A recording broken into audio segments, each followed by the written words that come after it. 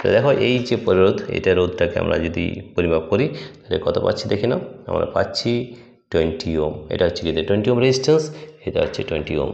আরও রোধ রয়েছে, এটাও আমরা পরিমাপ করে দেখব এটা আমাদের কত ওম সেটা আমরা একবার দেখে নিই। এটা হচ্ছে আমাদের 20 ওম, এটাও কিন্তু আমাদের 20 ওম রেজিস্ট্যান্স, ঠিক আছে। এছাড়া রয়েছে আরেকটা রয়েছে, এটাও আমরা পরিমাপ করে দেখব আমাদের কত ওম রয়েছে। এটা শুধু দুটো প্রোবকে টাচ করলেই হবে। এটা আমাদের 28.5 ওম দেখা যাচ্ছে, 28.5 ওম রেজিস্ট্যান্স। এছাড়া আরও বিভিন্ন ধরনের রেজিস্ট্যান্স আমাদের রয়েছে, যার সাহায্যে আমরা খুব সহজেই কিন্তু পরিমাপ করে নিতে পারি। তাহলে দেখো এই রেজিস্ট্যান্স আমরা পরিমাপ করব, এর কত রেজিস্ট্যান্স আছে আমরা একটু দেখে নিচ্ছি। এটা রয়েছে 8 ওম, এই রেজিস্ট্যান্সটা রয়েছে 8 ওম।